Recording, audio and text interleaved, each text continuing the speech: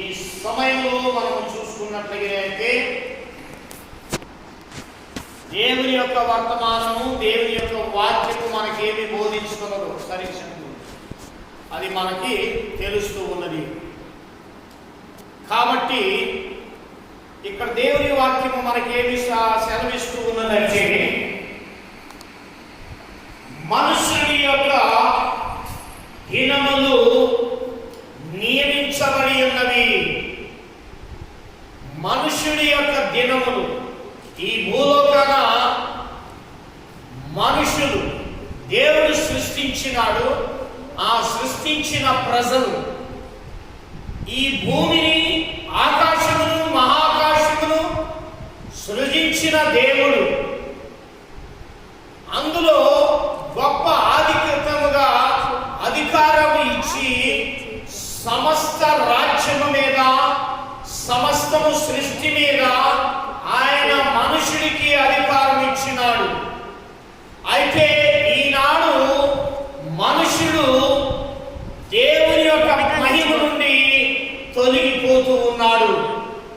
ఈ 2020వ సంవత్సరం 2020కి ఈ శతాబ్దంలో మనము చూసుకున్నట్లయితే పాపము విస్తారముగా నడుస్తూ ఉన్నది. పాపము ప్రతి క్షణము అంగలారుస్తూ ఉన్నది, రెచ్చిపోతున్నది పాపము. అందుకని దేవుడిచ్చిన యొక్క సమయము, దేవుని ఇచ్చిన యొక్క అధికారంలో మనము చూసుకున్నట్లయితే అక్కడ అంటున్నాడు, మనుషునికి దినాలు నియమించబడి ఉన్నవి, అవి నెలలుగా లెక్కింప చేయబడి ఉన్నది. చక్కగా ఏడు గ్రంథములు మనము చూసినట్లయితే 13వ అధ్యాయంలో 5వ వాక్యము మనకి ఏ విధంగా అయితే స్పష్టపిచ్చి ఉన్నదో, నరుడు ఎందుకు రెచ్చిపోతున్నాడు, ఏమి చూసి రెచ్చిపోతున్నాడు, నరుడు దగ్గర ఏమున్నది, ఆవిరి వంటి జీవితము, ఆవిరి వంటి ప్రాణము. ఎందుకంటే ఈ లోకంలో నా ఎంత గొప్పవాడు లేడు. అహంకారము, అహంభావము, భయంకరమైన పాపము చేత ఎవరికి భయపడకుండా, స్నేహితులకి భయపడకుండా, సహోదరులకు భయపడకుండా, దైవ సేవకులకి భయపడకుండా, దైవత్వానికి భయపడకుండా నేనే గొప్పవాడని విర్రవీగుచూ ఉన్నాడు. ఆది కాండములో చూసుకుంటే ఆదాము కలాలని చెప్పినాడు, నీవు నా కొరకిచ్చిన స్త్రీ నాకు తెచ్చిచ్చింది, నేను తినివేసినాను. నిప్పం వేస్తున్నాడు. దేవుడు ముందుగానే చెప్పాడు, మీరు ఆ ఫలములు తింటే మీరు నిత్యముగా చనిపోతారని దేవుడు సెలవిచ్చినాడు. కానీ భయము లేదు. అలానే మరి మనం హెచ్కే గ్రంథంలో మనం చూసుకున్నట్లయితే, మరి నేను చనిపోవటం నాకు ఇష్టం లేదని దేవుడు మనకు తెలియపరుస్తూ ఉన్నాడు. పాపాన్ని నిర్మూలించడానికి మరి తన ఒక్కగానొక కుమారుని మన కోసం పంపించినాడు. తన ప్రాణాన్ని, తన రక్తాన్ని పంచినాడు మనకి. అయినప్పటికీ ఈనాడు భయం అనేది ఈ యొక్క నరుడి మనసులో కానీ హృదయంలో లేదండి. ప్రార్థన చేస్తూ ఉన్నారు, సంఘానికి వెళ్తూ ఉన్నారు, సంఘ సహవాసానికి వెళ్తూ ఉన్నారు, అనుదినము ప్రార్థన చేస్తూ ఉన్నారు, పాపాలు ఒప్పుకుంటూ ఉన్నారు. కానీ వారి పాపములోనే జీవిస్తూ ఉన్నారు. ఎందుకంటే అది ఎవరికి కనపడదు. ఏదో ఒక నిమిషం నేను వెళ్ళి ప్రార్థన చేసుకుంటే నాకు చనిపోతున్నానని ఆ కొద్ది నిమిషాలు దేవుని సన్నిధిలో ఉండి మిగతా 23 గంటల మరి 45 నిమిషాల వరకు ఇంకా తన పాపంలోనే నడుస్తూ ఉన్నాడు. ఒక స్త్రీ కానీ ఒక పురుషుడు కానీ. ఎందుకలా? భయంకరమైన ఈ దేశంలో, టెక్నాలజీ కలిగిన దేశంలో, సౌందర్యం కలిగిన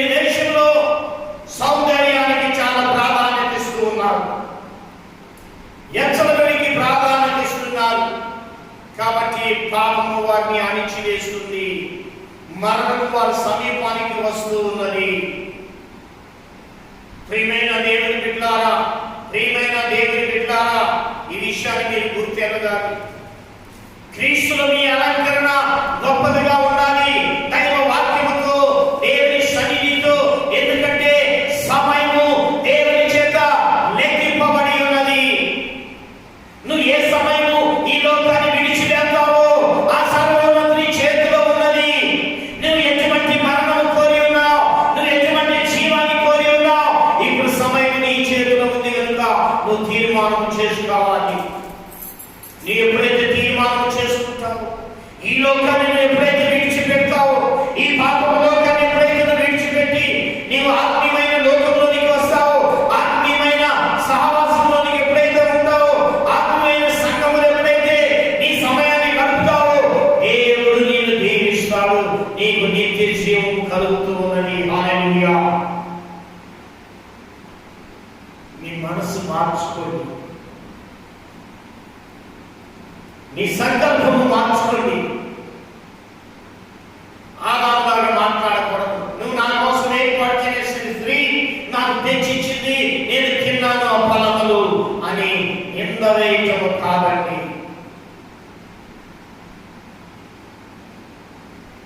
అలాగనే పాత నిబంధన కాలంలో చూసినాము. అయితే మనం కొత్త నిబంధన కాలం ఇంకా మరి మనం చూసినట్లయితే అక్కడ ఇంకా పరిశుద్ధాత్మ కాలంలో ఇంకా మనం చూసుకున్నట్లయితే అనన్య సభ్యుల వాళ్ళ యొక్క భయంకరమైన అబద్ధమాట. వారు ఆ భూమి బలము అమ్మినారు. దానికి వచ్చిన ధనము అపోస్తుల పాదాల దగ్గర పెట్టవలసి ఉంది. అయితే వారు అక్కడ పెట్టకుండా అబద్ధమాడి తన భర్త చనిపోయాడు.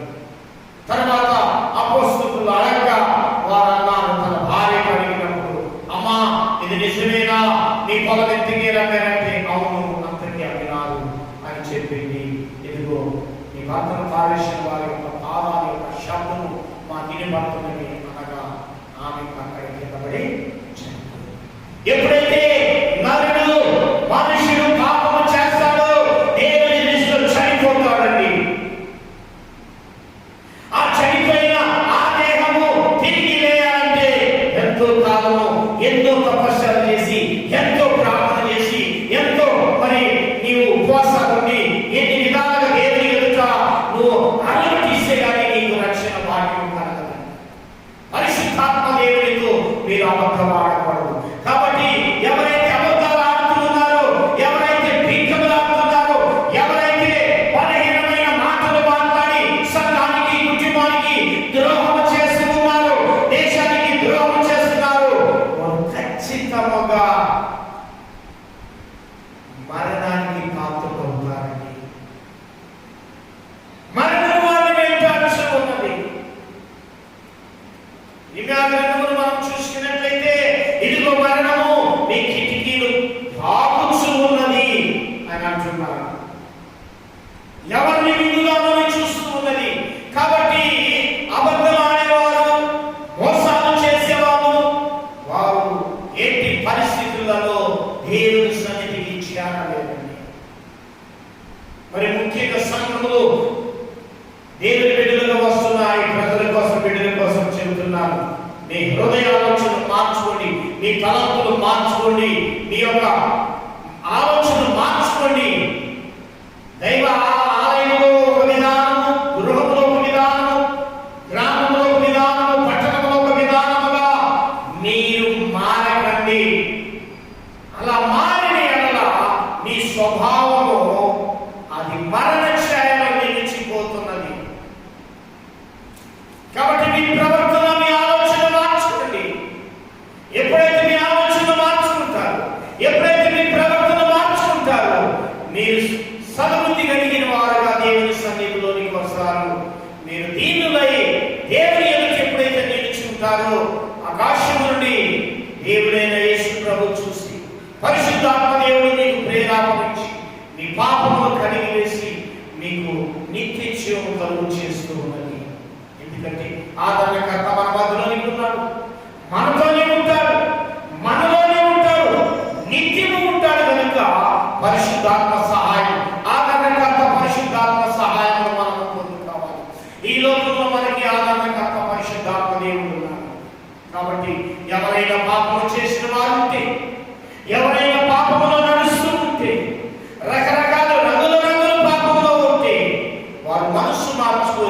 సజీవుడైన రక్షకుడైన మన కొరకు శిలువయాగం చేయబడిన యేసుక్రీస్తు తన రక్తం చిందించి పాపాలు పరిహారం చేసిన దేవుడు, ఆ కల్వరి శిలువ పైన మన కొరకే బలియాగమైన యేసుక్రీస్తు మిమ్మల్ని పిలుస్తూ ఉన్నాడు. నేను వచ్చి ఆ శిలువ రక్తం ద్వారా పరిశుద్ధులుగా తీర్చబడి మీరు నీ కుటుంబము ఆశీర్వాదించబడాలని నేను వినయం చేస్తున్నాను. దేవుడు మిమ్మల్ని, ఈ కుటుంబాన్ని ఆశీర్వాదించబడుగాక. ఈ వీడియో చూస్తున్న ప్రతి ఒక్కరిని దేవుడు ఎంతగానో దీవించి వారికి దర్శనములు, స్వస్థతలు కలుగు చేయుగాక. ఈ ప్రార్థన ఆలకించిన ప్రతి ఒక్కరిని దీవించుగాక. ఈ వీడియోని మీరు సబ్స్క్రైబ్ చేయండి, ఇంకా షేర్ చేయండి, అనేకులకి పంపించండి. దేవుడి మిమ్మల్ని దీవించుగాక. ఈ కల్వరి ఫౌండేషన్ సంస్థ మీ కొరకు ఎల్లప్పుడూ సదాకాలముతో ఉన్నది, మీ కొరకు ప్రార్థన చేస్తూ ఉన్నది. హల్లెలూయా. దేవుడు మిమ్మల్ని